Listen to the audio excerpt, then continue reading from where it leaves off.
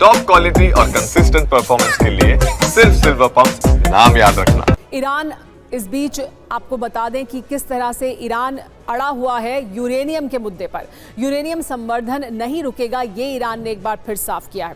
अगर इस शर्त को मानने को अमेरिका तैयार है तभी परमाणु करार को लेकर सहमति बन सकती है, जबकि अमेरिका ये चाहता है कि ईरान परमाणु संवर्धन को रोके, उसके बाद वार्ता की जाए। इसीलिए यूरोपीय देशों को बातचीत के लिए इस्तांबुल भेजा गया था, लेकिन ईरान ने यह साफ कर दिया है कि वो अपनी शर्तों पर ही वार्ता करेगा।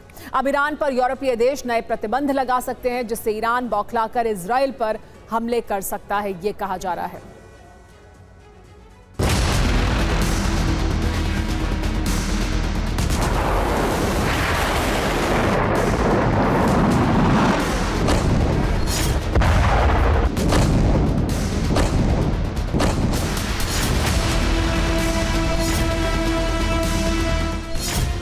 अमेरिका के बाद यूरोपीय देश भी ईरान को मना पाने में नाकाम लग रहे हैं।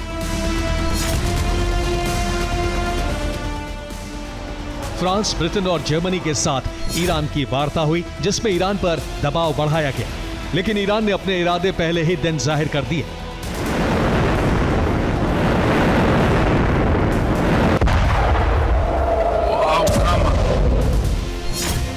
ईरान के विदेश मंत्री अब्बास अरागची ने बड़ा बयान दिया।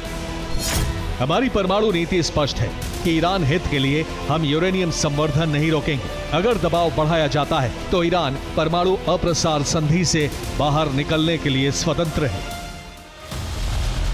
ईरान ने पूरे तथ्यों के साथ इस बात को जाहिर किया कि ईरान के विकास कार्यों के लिए उसे यूरेनियम संवर्धन का अधिकार है। हालांकि ईरान ने यह नहीं बताया कि 60% से ज्यादा संवर्धन किस मकसद से किया जा रहा है।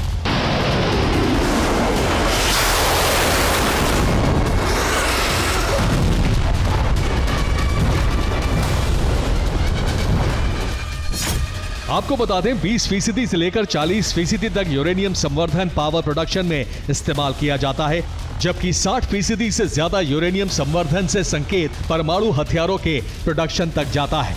और IAEA कह चुका है कि ईरान 60% से ज्यादा यूरेनियम संवर्धित कर चुका है। वो कुछ दिनों में टैक्टिकल एटमी हथियार बनाने लायक एनरिचमेंट कर सकता है।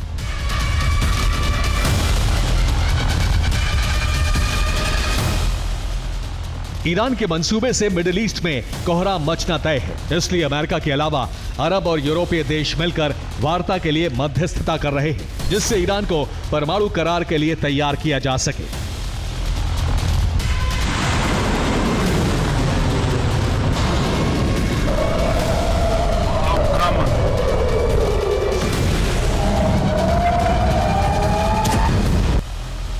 लेकिन ईरान पीछे हटने को तैयार नहीं है, बल्कि उसने सैटेलाइट लॉन्च करने के संकेत दिए हैं कि वो बड़ी तैयारी में जुटा है। अमेरिका से टकराने को तैयार है, क्योंकि नाहिद-2 सैटेलाइट को रूस के रॉकेट से स्पेस में भेजा गया। साफ है, ईरान का गठबंधन रूस से मजबूत हो चुका है, जबकि इसमें चीन और नॉर्थ कोरिया के जुड़ने से इजराइल और अमेरिका की बेचैनी बढ़ गई है।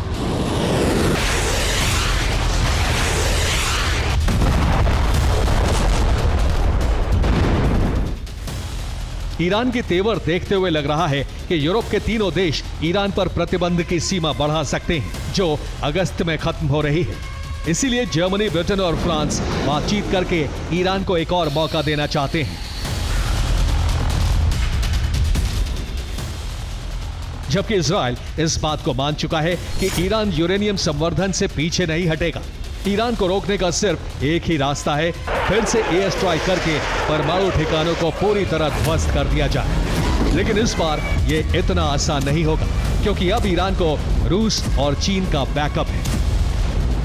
Bureau report, TV9, Bharatvarsh.